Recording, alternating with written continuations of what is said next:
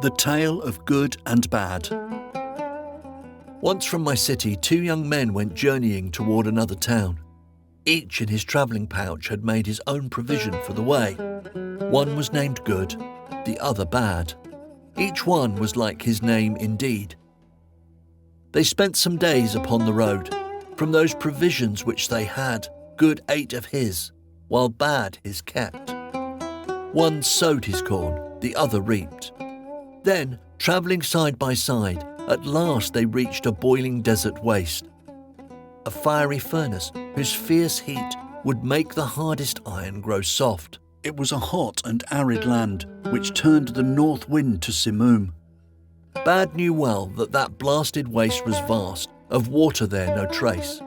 Slyly his water skin he filled, and hid it in his bag, like pearls. There's water on the way, Good thought, not worrying and knowing not there was none but a pit. So they sped through that desert hot and dry.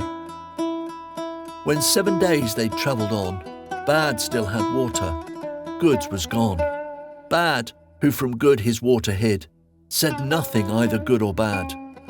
When Good found that that evil man ill-natured had some water hidden, and secretly from time to time drank of it as of scented wine, although he burned with thirst, Good sealed his lips from any vain appeal. Thirsting, he saw that water, shed bitter salt tears. His pain endured until he grew so parched and dry, he could no longer close his eyes. Before and after prayer each day, his thirst drained all his strength away. He had with him 2 flame-hued gems, 2 lustrous rubies, like water in stone. Those hidden gems brought water forth from viewers' eyes, not for the mouth. Now he took out those lustrous gems and placed them on those waterless sands. I die of thirst, help me, he said. My fire with some water quench. A drink of water sweet and clear. Grant it to me, or sell it dear. Into your water cast these gems. My essence with your water bless. Bad, may God's wrath fall on him, then opened the pages of his name. Don't hew a well from stone, he said. I care not, so leave off this fraud. You'd give me jewels in this wasteland to take them from me in the town.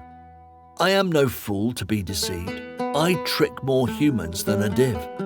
And when I play my game, your piece can't match my tricks. Of such deceits and spells 100 I've performed. Don't try to gamble. For I scorn to let you drink my water, then when you reach town, my honour ruin. How should I take from you that gem when you will take it back again? I'll have a jewel you can't take back in any way. What jewel is that? Good said.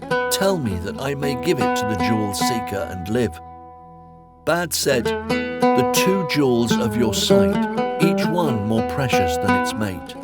Sell me your eyes for water, or if not, of water think no more. Good said, have you no shame before your God? Cold water for hot fire? I find a source of water sweet. What work is this, my eyes to take? How should I bid my eyes farewell? What use were then 100 wells? To give my eyes for water, how can I? Sell it to me for gold, then take the gems, take all I own. I'll write a deed for everything. I swear that I will be content by the world's Lord with this judgment. O upright man, spare me my eyes.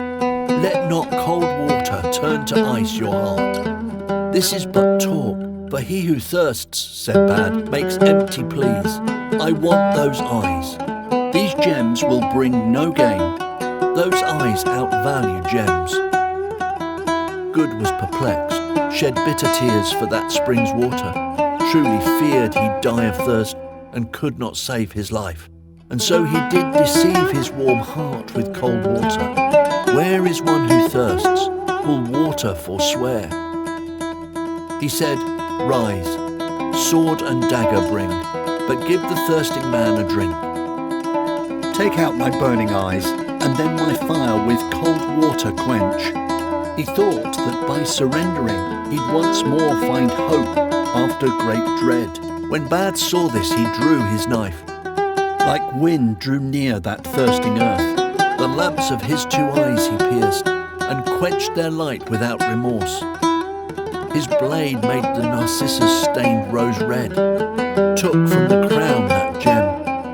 The thirsting man's eyes thus destroyed, Bad gave no water, but set off. He took Good's jewels and his effects, and left the blind man destitute. When Bad departed, Good knew naught of good or ill. He rolled about, all bloodied in the dust. 'Twas well he had no eyes to see himself. Had he had eyes to see his